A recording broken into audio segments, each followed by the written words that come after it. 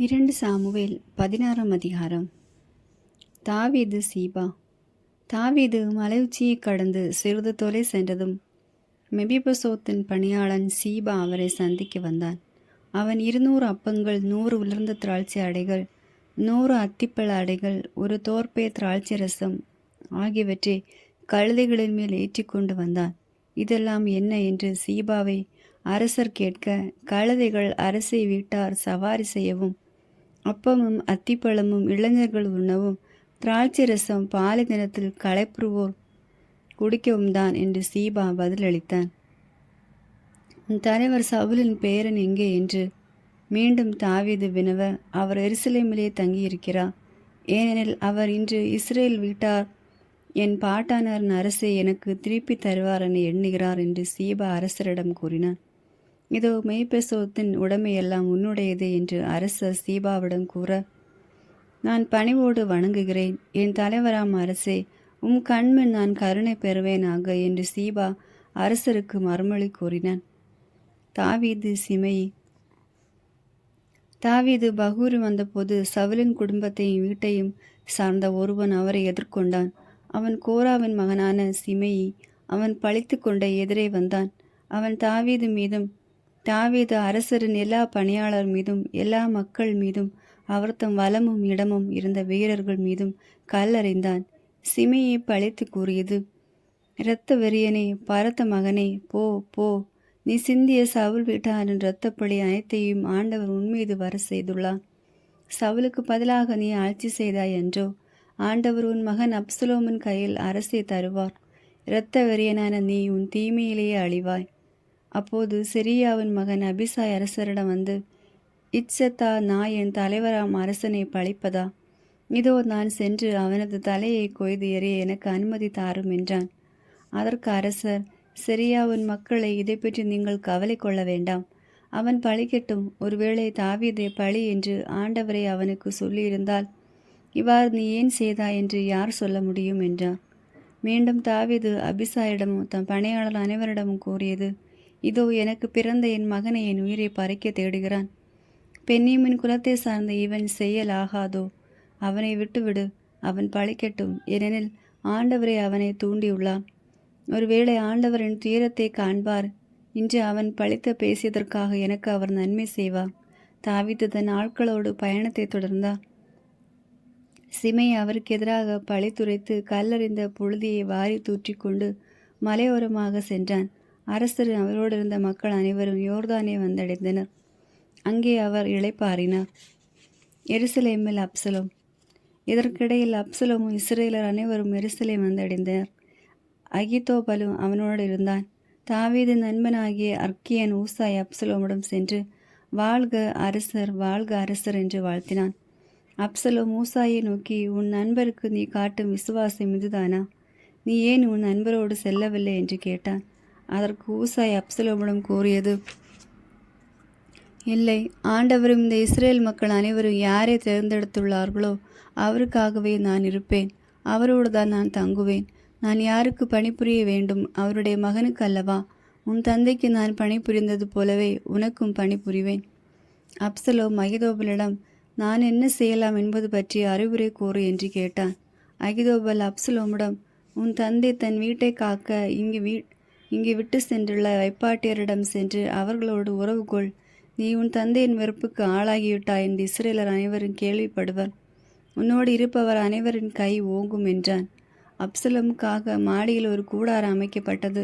இஸ்ரேலர் அனைவரும் அறிய அப்சலோம் தன் தந்தையின் வைப்பாட்டியரோடு உறவு கொண்டான். அந்நாட்களில் அகிதோபலின் ஆலோசனை கடவுளின் வாக்காக கருதப்பட்டது. இவ்வாறு தான் தாவீதும் அப்சலோமும் அகிதோபலின் அனைத்து ஆலோசனைகளையும் கருதினர். 17ஆம் அதிகாரம். ஊசாயின் தவறான கருத்து. அப்போது அகிதோபல் அப்சலோமை நோக்கி, நான் 12,000 ஆட்களை தேர்வு செய்து இன்றிரவே புறப்பட்டு தாவீதை பின்தொடர்வேன். அவர் களைத்து சோர்ந்த வேளையில் அவர் மேல் பாய்ந்து அவரை அச்சுறுத்துவேன். அவரோடு இருக்கும் மக்கள் அனைவரும் தப்பி ஓடுவர். அரசரை மட்டும் நான் வெட்டி வீழ்த்துவேன். மக்கள் அனைவரையும் உன்னிடம் திரும்பி கொணர்வேன். நீ தேடும் ஒரு மனிதனை தவிர அனைவரையும் அழைத்து வருவேன். மக்கள் அனைவரும் நலமாயிருப்பர். அப்சலோமுக்கும் இஸ்ரேலின் பெரியோருக்கும் இந்த கருத்து பிடித்திருந்தது. அப்சலோம் அற்கேனனான ஊசாயை அழையுங்கள், அவன் சொல்ல வேண்டியதை கேட்போம் என்றான். ஊசாய் அப்சலோமிடம் வர, அப்சலோம், இது அகிதோபலின் அறிவுரை, இவ்வாறு நாம் செய்யலாமா, இல்லையேல் உன் கருத்து என்ன என்று அவனிடம் கேட்டான். ஊசாய் அப்சலோமை நோக்கி, அகிதோபல் கூறியுள்ள கருத்து இப்போதைக்கு சரியானதல்ல என்றான். மேலும் ஊசாய் அப்சலோமிடம் கூறியது, உன் தந்தையும் அவர்தம் ஆட்களும் வலிமை மிகு வீரர் என்பதை நீ அறிவாய். காட்டில் தன் குட்டிகளை இழந்த கரடி போல அவர்கள் சினமுற்றிருக்கிறார்கள். உன் தந்தை போர்த்திறன் மிக்கவர், இரவில் மக்களோடு தங்க மாட்டார். இப்பொழுது கூட அவர் ஒரு குகையிலோ வேறெந்த இடத்திலோ ஒளிந்து கொண்டிருப்பார். அவர் அவர்களை தாக்கியவுடன் அதை கேட்பவர்கள் அப்சலோமை பின்பற்றும் மக்கள் வீழ்ந்தனர் என்று சொல்வார் என்றான். அப்போது சிங்கத்தின் வலிமை கொண்ட அஞ்சா நெஞ்சனும் அச்சத்தால் அறவே நிலைகுலைந்து விடுவான். உன் தந்தை வலியவர் என்றும் அவரோடு இருப்பவர்களும் வலிமை வாய்ந்தவர்கள் என்றும் இஸ்ரேலர் அனைவரும் அறிவர். ஆகவே எனது கருத்து என்னவென்றால், தான் முதல் பெயர்சேபா வரை கடற்கரை மணத்திரள் போலுள்ள இஸ்ரேலர் அனைவரும் உன்னிடம் ஒன்று திரளட்டும். பிறகு நீயே போருக்கு செல். நாம் அவரை எதிர்த்து சென்று அவர் தங்கியுள்ள இடத்தை கண்டுபிடிப்போம். தரையின் மீது விழும் பனி போல் அவர் மீது நாம் விழுவோம். அவரோடு உள்ள ஆட்கள் அனைவரிலும் எவரும் தப்ப மாட்டார்கள். ஒருவேளை அவர் ஒரு நகரில் நுழைந்திருந்தால் இஸ்ரேலர் அனைவரும் கொண்டு வரும் கயர்களால் அந்நகரை கட்டி இழுத்து அங்கே ஒரு சிறு கல்லும் இராதபடி கணவாய்க்குள் தள்ளுவோம். அப்சலோமும் இஸ்ரேலர் அனைவரும் அக்கியனான ஊசாயின் கருத்து அகிதோபலின் அறிவுரையை விட சிறந்தது என்று கூறினர். ஆனால் ஆண்டவர் அப்சலோமிற்கு தீங்கிழைக்குமாறு அகிதோபலின் சிறந்த அறிவுரை எடுபடாது போக செய்தார். தாவீது தப்பி ஓடல். பின் ஊசாய் குரு சாதோக்குடம் அபியதாரிடமும் அப்சலோமுக்கு இஸ்ரேலின் பெரியோர்களுக்கும் அகிதோபல் இவ்வாறு அறிவுரை தந்தான். நானோ இவ்வாறு கருத்து சொன்னேன். இப்போது உடனே ஆள் அனுப்பி பாலைநிலை எல்லை பகுதிகளில் இரவு தங்க வேண்டாம் என்றும் அரசரும் அவரோடு உள்ள மக்களும் இரையாகாதபடி அவர்கள் கண்டிப்பாக வேறிடத்திற்கு செல்ல வேண்டும் என்று தாவீதிடம் சொல்லுங்கள் என்றான். அப்போது யோனத்தானும் அகிமாசும் ஏன்ரோகலில் காத்திருக்க ஒரு பணிப்பெண் அவர்களிடம் சென்று செய்தி சொல்ல அவர்கள் தாவீதிடம் சென்று அதை அறிவித்தார்கள். ஏனெனில் அவர்கள் நகருக்குள் செல்வது யாரும் காணாமல் இருக்க வேண்டியிருந்தது. ஆனால் சிறுவன் ஒருவன் அவர்களை பார்த்துவிட்டு அப்சலோமுக்கு தெரியப்படுத்தினான்.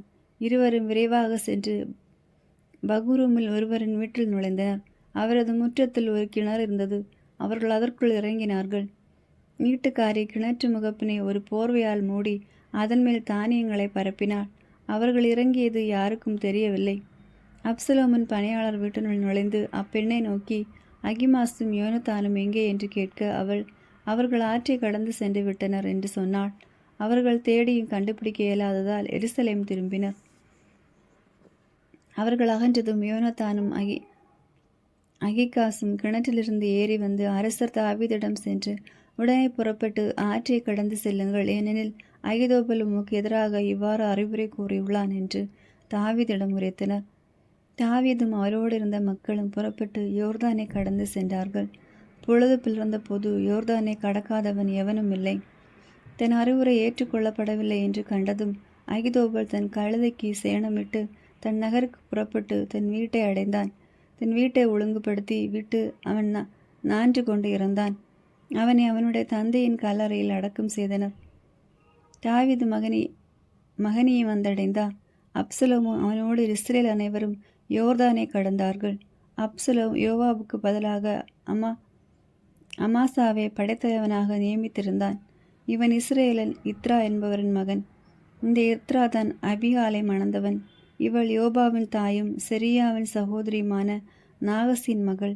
இஸ்ரேலரும் அப்சலோமும் கிளையாது நாட்டில் பாளையம் இறங்கினர். தாவீது மகனியை வந்தடைந்த போது அம்மோனியரின் ராபாவிலிருந்து நாகாசின் மகன் சோபியும், லோதாபாரிலிருந்து அம்மியோலின் மகன் மாக்கீரும், ரோகிமிலிருந்து கிளையாதின் பர்சிலாயும் தாவீதிடம் வந்து அவருக்கு படுக்கைகள், கிண்ணங்கள், மண்பாண்டங்கள், கோதுமை, வார்கோதுமை, மாவு, வறுத்த தானியம், மொச்சை, அவரை, பயறு, தேன், தயிர், ஆடுகள், பசும்பற்கட்டிகள் ஆகியவற்றை கொடுத்தனர். பாலை வெளியில் மக்கள் பசித்தும் களைத்தும் தாகமாகவும் இருக்கிறார்கள் என்று சொல்லி தாவீதும் அவரோடு இருந்தவர்களும் உண்பதற்காக அவர்கள் இவற்றை தந்தனர். 18ஆம் அதிகாரம். அப்சலோமின் தோல்வியும் சாவும்.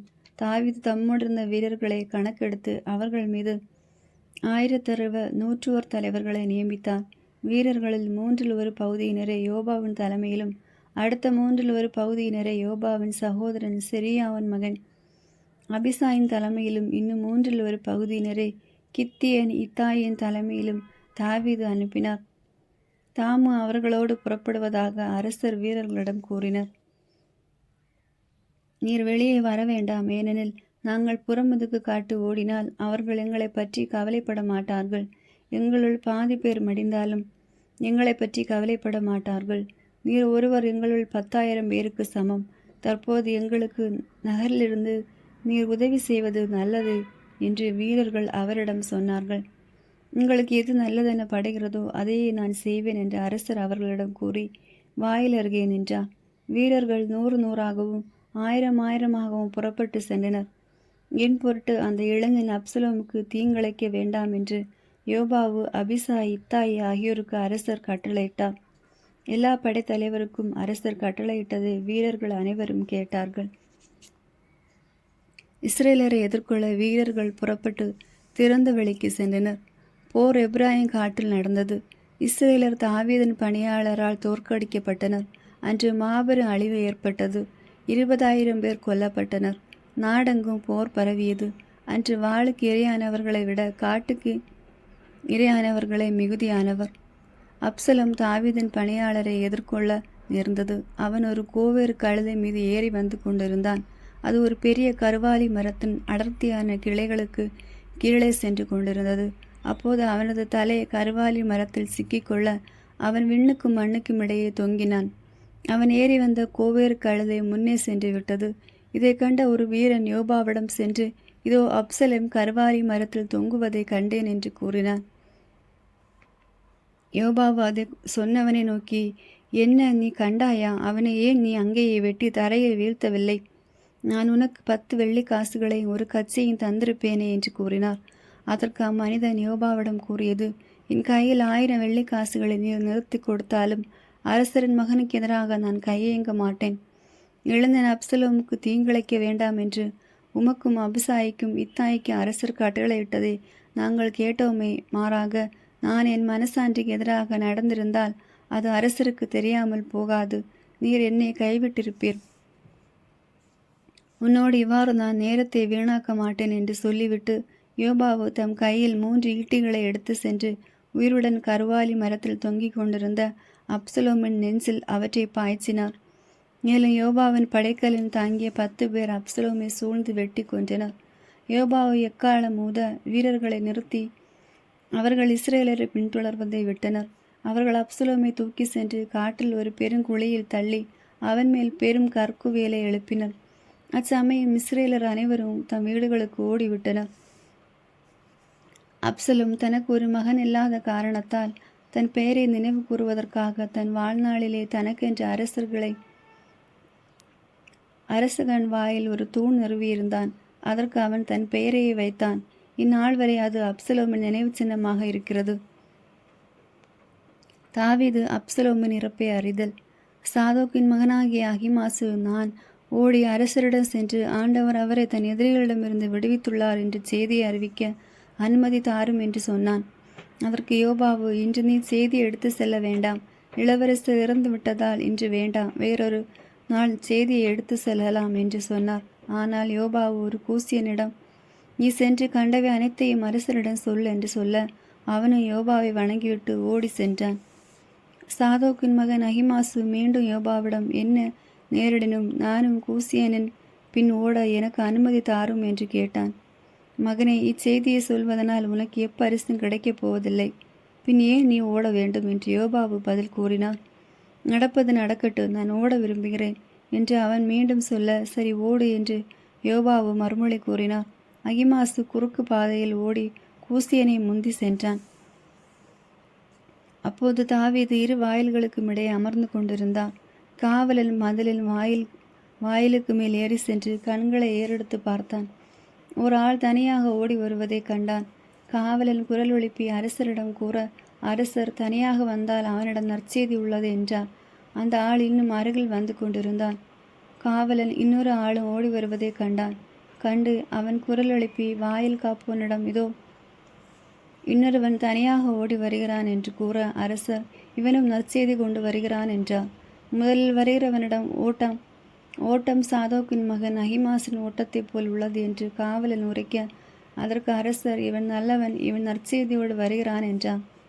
அப்போது அகிமாசு குரல் எழுப்பி, நலம் உண்டாகுக என்று அரசரிடம் சொன்னான். அவன் முகங்குப்புற தரையில் வீழ்ந்த அரசரை வணங்கி, என் தலைவராம் அரசருக்கு எதிராக கையோங்கியவர்களை ஒப்படைத்த கடவுளாகிய ஆண்டவர் போற்றி போற்றி என்றான். இளைஞன் அப்சலோம் நலமா என்று அரசர் வினவ, அகிமாசு, அரச பணியாளனும் அடியானுமாகிய என்னை யோவாவு அனுப்பும்போது அங்கு பெருங்குழப்பமாக இருந்தது. ஆனால் அது என்னவென்று எனக்கு தெரியாது என்றான். அரசர் அவனை நோக்கி, விலகி அங்கே நில் என்று கூற அவனும் விலகி நின்றான். அப்போது கூசியன் வந்து, என் தலைவராம் அரசே, நற்செய்தி, இன்று ஆண்டவர் உமக்கு எதிராக எழுப்புவர்களின் கரத்து நின்று உம்மை விடுவித்துள்ளார் என்று கூறினான். இளைஞன் அப்சலோம் நலமா என்ற அரசர் வினவ, கூசியன், என் தலைவராம் அரசரின் எதிரிகளும் உமக்கு எதிராக தீங்கிழைக்க எழுந்துள்ள அனைவரும் அந்த இளைஞரைப் போல் ஆவார்களாக என்றான். அப்போது அவர் அதிர்ச்சியுற்று, என் மகன் அப்சலோமே, என் மகனே, என் மகன் அப்சலோமே, உனக்கு பதில் நான் இறந்திருக்கலாமே. அப்சலோமே, என் மகனே என்று கதறிக்கொண்டே அவர் வாயிலில் மாடியறைக்கு சென்றார். 19ஆம் அதிகாரம். யோவாபு தாவீதை கண்டித்தல். அரசர் தம் மகனுக்காக அழுது புலம்புவதாக யோவாவுக்கு அறிவிக்கப்பட்டது. அரசர் தம் மகனுக்காக வருந்துகிறார் என்று வீரர்கள் அனைவரும் கேள்விப்பட்டதால் அன்றைய வெற்றி அனைவருக்குமே ஒரு துக்கமாயிற்று. போரிலிருந்து புறமுதுகிட்டு வெட்கத்தோடு ஓடுபவர்களைப் போன்று அன்று வீரர்கள் நகருக்குள் யாரும் அறியாமல் நுழைந்தார்கள். அரசர் தம் முகத்தை மூடிக்கொண்டு, என் மகன் அப்சலோமே, அப்சலோமே, என் மகனே, என் மகனே என்று குரல் எழுப்பி அழுது கொண்டிருந்தார். அப்போது யோவாபு அரசர் இருந்த வீட்டிற்குள் வந்து அவரை நோக்கி, உம் உயிரையும் உம் புதல்வர் புதல்வியரின் உயிரையும் உம் மனைவியர் வைப்பாட்டியரின் உயிரையும் காத்த உம் பணியாளர் அனைவரையும் இன்று தாழ்வடை செய்து விட்டீர். உம்மை வெறுப்பவருக்கு அன்பு செலுத்தி உமக்கு அன்பு செலுத்துபவர்களை வெறுப்பதால் படைத்தலைவர்களோ பணியாளர்களோ உமக்கு ஒரு பொருட்டில்லை என்பதை இன்று எடுத்து காட்டிவிட்டீர். இன்று அப்சலோம் உயிரோடு இருந்து நாங்கள் அனைவருமே மடிந்திருந்தால் உமக்கு அது பிடித்திருக்கும் என்பதையும் நான் இன்று புரிந்து கொண்டேன். இப்போது எழுந்திரும், வெளியே சென்று உம் பணியாளர் மகிழ்ச்சியுறுமாறு பேசும். ஏனெனில் ஆண்டவர் மேல் ஆணை, நீர் வெளியே வராவிட்டால் ஒரு மனிதனும் இன்றிரவு உம்மோடு தங்க மாட்டான்.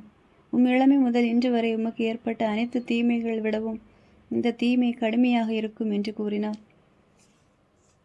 தாவீது எருசலேமுக்கு திரும்புதல். அரசர் எழுந்து வாயிலில் அமர, இதோ அரசர் வாயிலில் அமர்ந்துள்ளார் என்று அனைவருக்கும் சொல்லப்பட்டது. வீரர்கள் அனைவரும் அவர் முன் வந்தனர். இதற்கிடையில் இஸ்ரேலர் தம் வீடுகளுக்கு தப்பி ஓடினர். அப்போது இஸ்ரேலின் குலங்களில் மக்கள் அனைவரிடையே இவ்வாறு வாக்குவாதம் ஏற்பட்டது. நம் எதிரிகளின் கையினின்று அரசர் நம்மை விடுவித்தார். பெலிஸ்தியரின் கையினின்று நம்மை விடுவித்தவர் அவரே. அப்சலோமின் பொருட்டு அவர் இப்போது நாட்டு நின்று வெளியேறியுள்ளார்.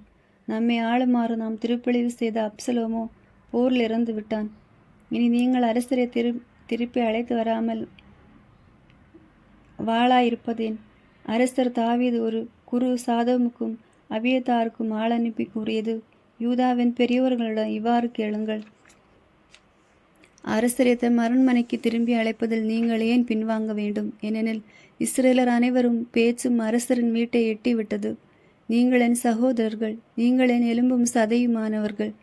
அரசரை திருப்பி அழைப்பதில் நீங்கள் ஏன் பின்தங்க வேண்டும்? அமாசாவிடம் இவ்வாறு கூறுங்கள், நீ ஏன் எலும்பும் சதையும் அல்லவா? யோபாவுக்கு பதிலாக என் முன்பாக எந்நாளும் படைத்தலைவனாய் இராவிட்டால் கடவுள் என்னை தக்கவாறும் அதற்கு மேலும் தண்டிக்கட்டும். யூத வீரர்கள் அனைவரின் உள்ளங்களை அவன் இவ்வாறு இணங்க செய்து அவர்களை ஒருமனப்படுத்தினான். அவர்கள் அரசரிடம் ஆள் அனுப்பி, நீரும் பணியாளர்கள் அனைவரும் திரும்பி வாருங்கள் என்று கூறினார். அரசர் திரும்பி யோர்தான் வரை வந்தார். யூதாவினர் கில்கால் வரை சென்று அரசரை சந்தித்து அவர் யோர்தானை கடக்க செய்தனர்.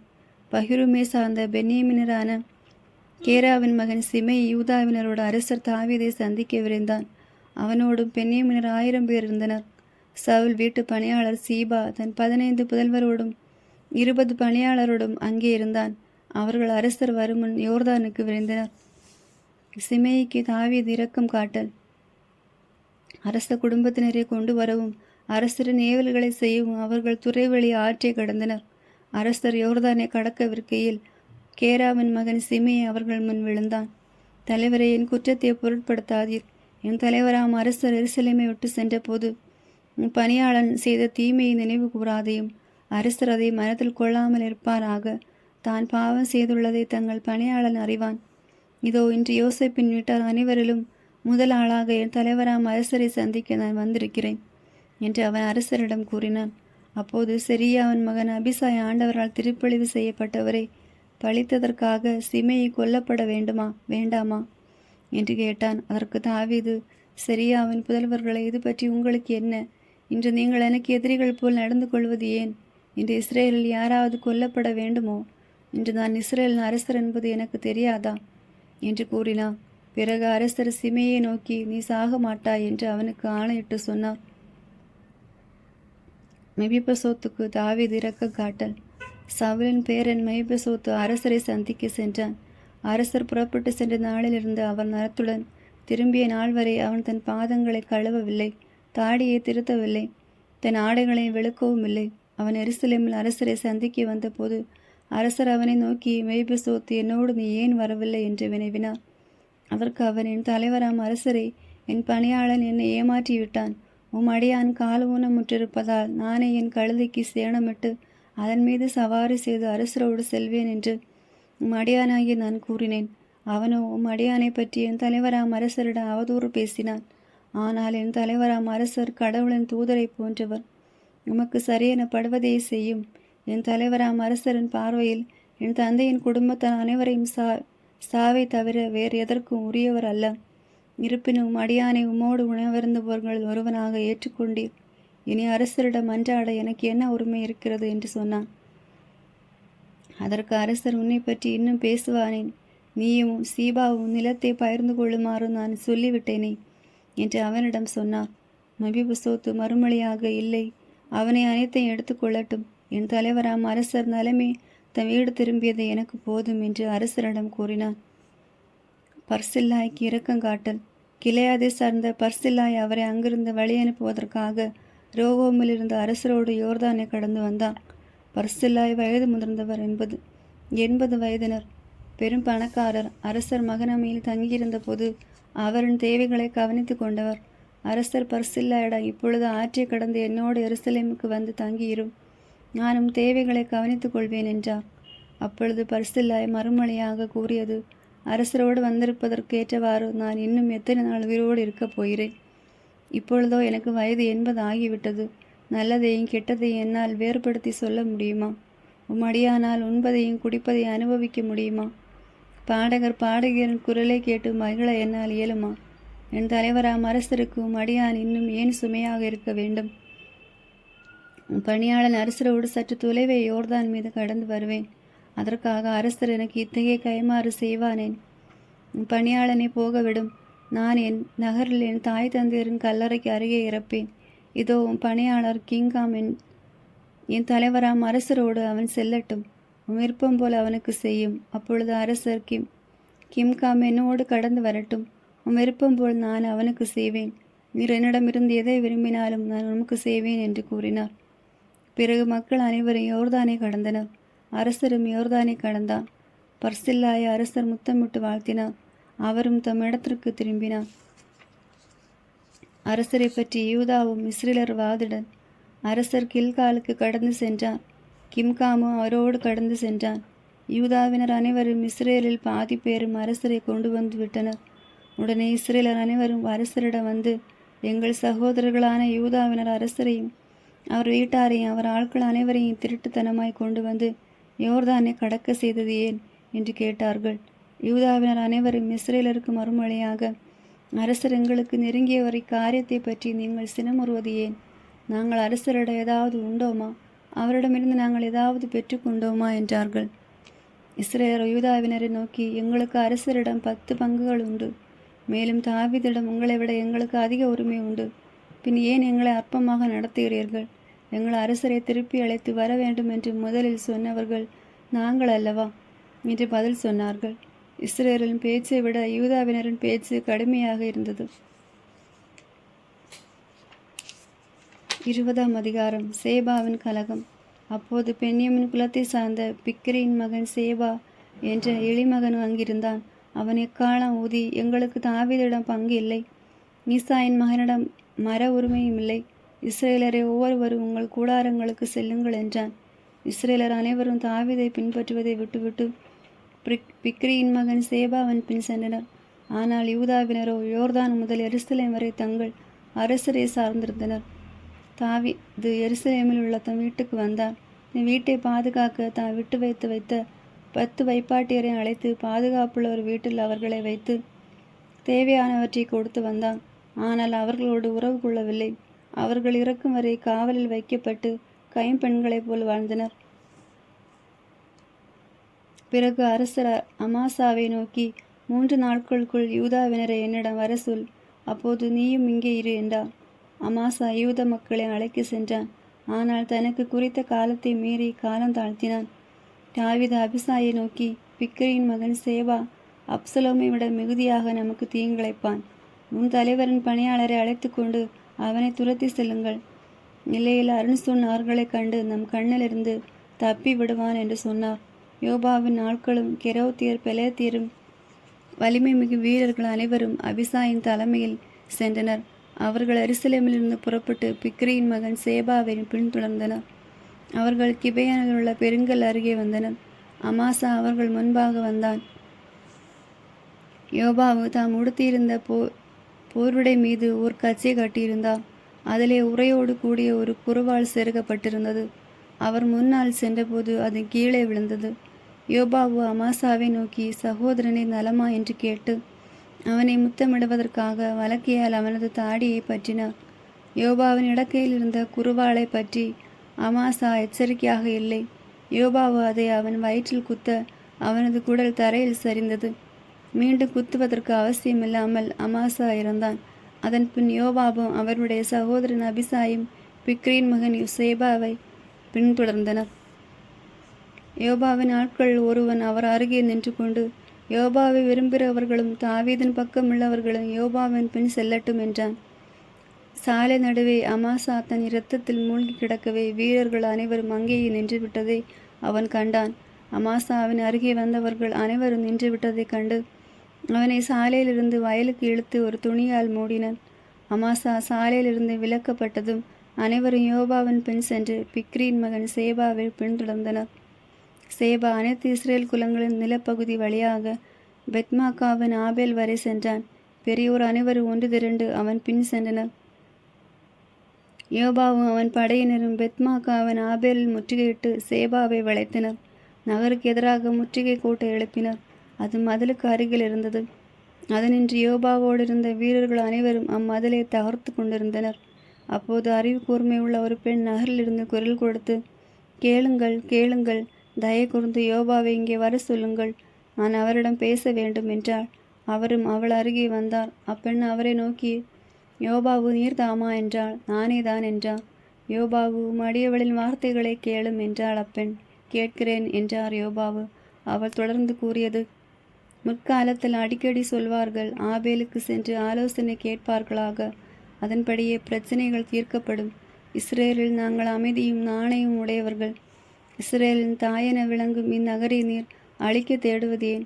ஆண்டவரின் உரிமை சொத்தை நீர் விழுங்குவானேன் என்று அப்பெண் கேட்டாள். அதற்கு யோபாவு, இல்லை, விழுங்க வேண்டும் அல்லது அழிக்க வேண்டும் என்ற எண்ணம் எனக்கு அறவே இல்லை. காரியம் அதுவல்ல.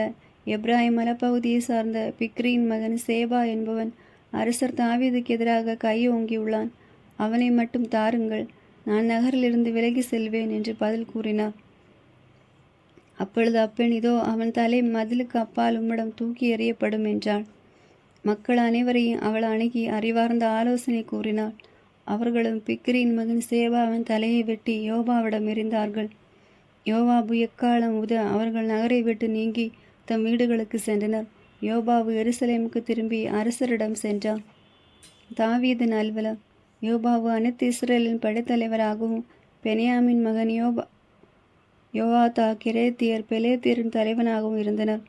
ஆதோரம் கொத்தடிமைகளுக்கு பொறுப்பாளனாகவும் அகிலூதின் மகன் யோசபாத்து பதலானனாகவும் இருக்க சேவா செயலராகவும் சாத்தோக்கும் அபியத்தாரும் குருக்களாகவும் பணியாற்றினர். யாயிரை சார்ந்த ஈராவும் தாவீதின் குருக்களில் ஒருவனாக இருந்தான். ஆமேன். God bless you.